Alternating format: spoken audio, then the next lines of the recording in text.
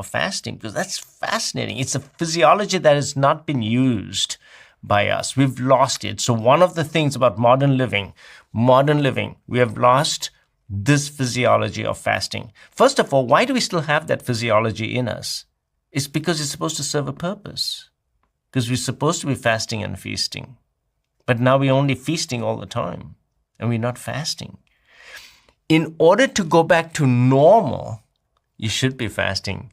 Fasting is supposed to be a normal part of your existence. That's the way you were designed.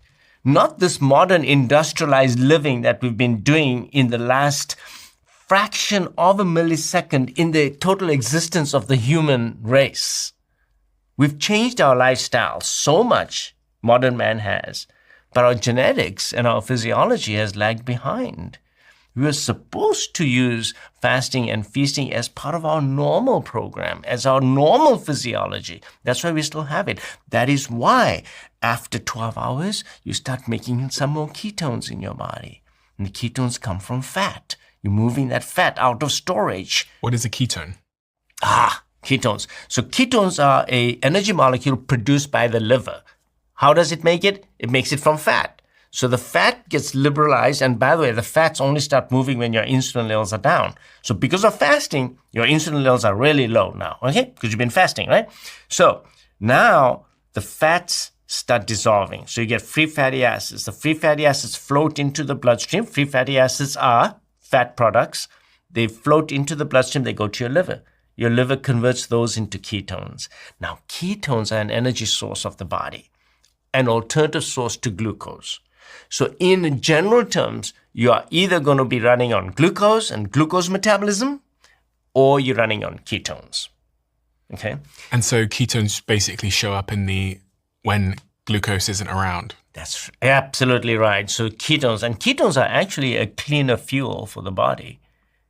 And in terms of producing reactive oxygen species in the metabolism, the way your mitochondria work, you actually produce less reactive oxygen species, which is damaging to your physiology when you're in ketones. And ketones are signaling molecules that also change your physiology in a number of ways.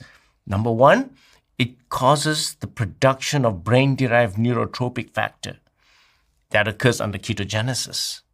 Brain-derived neurotropic factor, which means that you become smarter, you're growing new cells, your reflexes are better, your visual acuity is better. Why? Because nature wants you to become a better specimen so you can go out and get your next kill. So why don't we all just stay in a state of ketosis then, if it's so miraculous? Well, that's a great question. You don't want to be in ketosis all the time, because that's not what ketosis, what our physiology was made for. Because then you'll just be burning fats all the time. And that's not a good state to be in constantly either. So you want to be able to do both. You're supposed to get your current account and your deposit account. You're supposed to work with both of them. That's the normal physiology. So not only brain-derived neurotropic factor increases, but also stem cells. Stem cells are amazing. And in my patients, of course, I see that... What is a stem cell? Stem cells. So stem cells are... We all have stem cells. And we all still make stem cells. And they're produced by the bone marrow. These are pluripotent cells. Cells made that will then go out and become whatever they need to become. So they can go out into your circulation, become a muscle cell, they can become a retinal cell, a skin cell, they can transform into anything. So what happens is when you break your fast, you get a surge of stem cells coming out of your bone marrow. Some of them become immunocytes. That is why we know that fasting also boosts your immunity. People who fast get less infections, get less sore throats and coughs and colds and the viruses that are going around. The immunity is better. The stem cells are not, I'm particularly interested in the stem cells because of a thing called the progenitor cells, endothelial progenitor cells. Progenitor cells are, you see, you're always hurting your blood vessels, the lining of the blood vessels, and the lining of your blood vessels have to be constantly repaired, and they are repaired by the progenitor cells.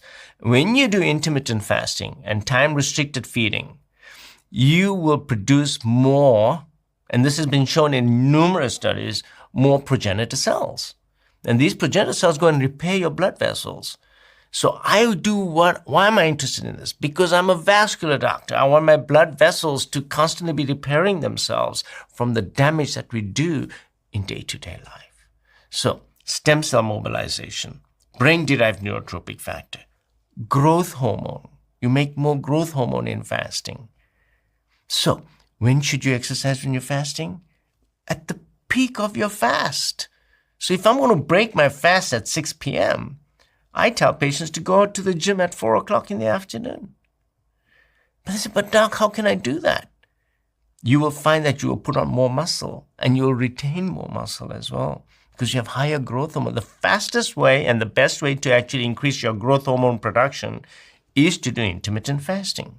When I sat with Dr. Stacey Sims, who does a lot of work on women's physiology and women's performance, one of the things she said to me is that if a woman in particular tries to do a workout fasted, the body will break down the muscle in a woman because she said a woman's body is much more, the hypothalamus is much more sensitive to changes in a woman's glucose levels because it's trying to defend against, pregnancy and, all these kinds of things. So it shuts down the menstrual cycle if there's not enough glucose in the blood. And so she said for women in particular, you do want to eat something before you work out or your body will take from the muscle. And the body's very sensitive. It won't want to help you build muscle if there's not enough glucose energy in the body.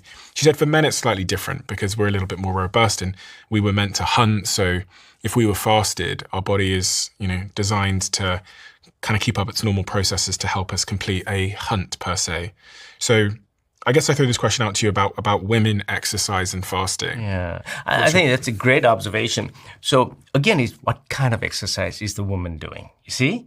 Now, there's two kinds of basic exercises. One is aerobic activity, and one is resistance exercises. And you can also throw into that high-intensity interval training.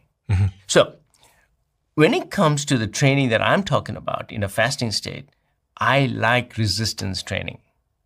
So in resistance training, that glucose issue is not going to become a problem. Now, if you're going to put that female patient on a treadmill and make her run for a long period of time, let's say you're going to make her run for 40 minutes on the treadmill, I think that, yes, you're absolutely right.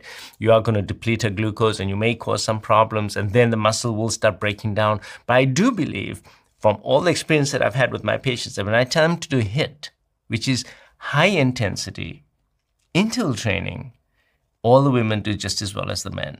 Because all you're doing is you intensely